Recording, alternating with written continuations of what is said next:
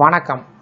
சற்று முன் தமிழக அரசு ஊழியர்களுக்கு முதலமைச்சர் விஜய் 4 புதிய தகவல் சார்ந்து பார்க்கலாம். இந்த வீடியோவை தொடர்ந்து பார்க்குறதுக்கு முன்னாடி நம்ம சேனலை இதுவரைக்கும் சப்ஸ்கிரைப் பண்ணாதவங்க இந்த வீடியோக்கு கீழே இருக்க ரெட் கலர் சப்ஸ்கிரைப் பட்டன் அழுத்தி சப்ஸ்கிரைப் பண்ணிக்கோங்க. அப்படியே பக்கத்தில் இருக்கக்கூடிய நோட்டிஃபிகேஷன் பெல் சிம்பலையும் ப்ரெஸ் பண்ணுங்கள்.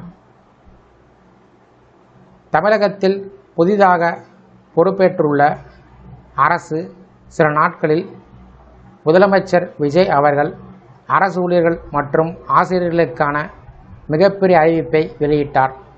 நீண்ட நாட்களாக எதிர்பார்க்கப்பட்டு வந்த அகவலைப்படி DA உயர்வை அறிவித்து 58% இருந்த DAவை 60% உயர்த்தி அறிவிப்பை வெளியிட்டிருந்தார். இந்த அறிவிப்பால் அரசு ஊழியர்கள், ஆசிரியர்கள், ஓய்வூதியர்கள் மற்றும் குடும்ப ஓய்வூதியம் பெறுவோர் உட்பட சுமார் 16 லட்சம் பேர் நேரடியாக பயன்பெறுவார்கள் என்று அரசு தெரிவித்தது. பொதுவாக புதிதாக அரசு பதவியேற்ற உடனேயே நிதி நெருக்கடி காரணமாக சலுகைகள் தள்ளிப்போகும் என்ற எண்ணம் நிலவி வந்த நிலையில் மிக குறுகிய காலத்திலேயே இதற்கான அறிவிப்பு வெளிவந்துள்ளது அரசு ஊழியர்கள் மத்தியில் பெரும் வரவேற்பை பெற்றது. இந்த 2% DA உயர்வு வெறும் சம்பள உயர்வு மட்டுமல்ல, உயர்ந்து கொண்டிருக்கும் விலைவாசியை உயர்வை சமாளிக்கக்கூடிய வகையில் அரசு வழங்கக்கூடிய முக்கிய நிதியுதவி.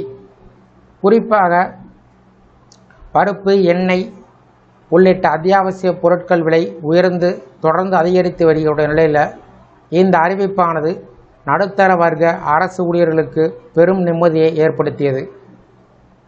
மேலும் இந்த அகவலைப்படி உயர்வு 2026 ஜனவரி 1 முதல் முன்தேதியிட்டு அமல்படுத்தப்பட இருப்பதால் கடந்த மாதங்களுக்கான நிலுவைத் தொகை அரியரும் அரசு ஊழியருடைய வங்கி கணக்கில் நேரடியாக செலுத்தப்பட உள்ளது.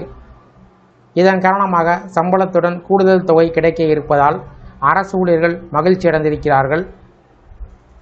இந்த நிலையில் இந்த அறிவிப்புக்கு அடுத்ததாக அரசு ஊழியர்கள் மத்தியில் தற்போது அதிகமாக பேசப்படக்கூடிய விஷயம் பழைய ஓய்வூதிய திட்டம் OPS. பழைய ஓய்வூதிய திட்டம் மீண்டும் அமல்படுத்தப்படுமா என்று அரசு ஊழியர்கள், ஓய்வூதியர்கள் காத்து கொண்டிருக்கிறார்கள்.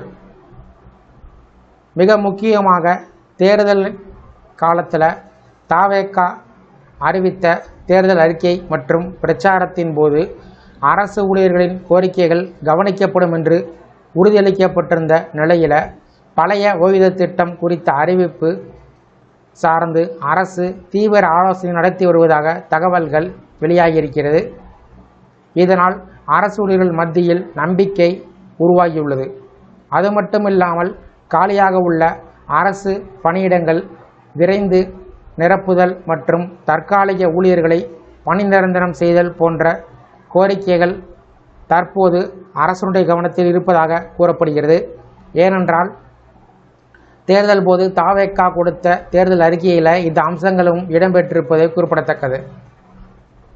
மேலும் இந்த அகவலைப்படி உயர்வின் காரணமாக தமிழக அரசுக்கு ஆண்டுக்கு 1000 கோடி ரூபாய் கூடுதல் நிதிச்சுமை ஏற்படும். ஊழியர்கள் நலனை முன்னிலைப்படுத்தி அரசு இந்த முடிவை எடுத்திருப்பதாக கூறப்படுகிறது. அரசு ஊழியர்கள் முழுமையான ஒத்துழைப்பு இல்லாமல் அரசு மக்கள் நலத்திட்டங்களை முழுமையாக செயல்படுத்த முடியாது என்பதை புரிந்து கொண்டு முதலமைச்சர் விஜய் இந்த நடவடிக்கைகளை எடுத்து வருகிறார்.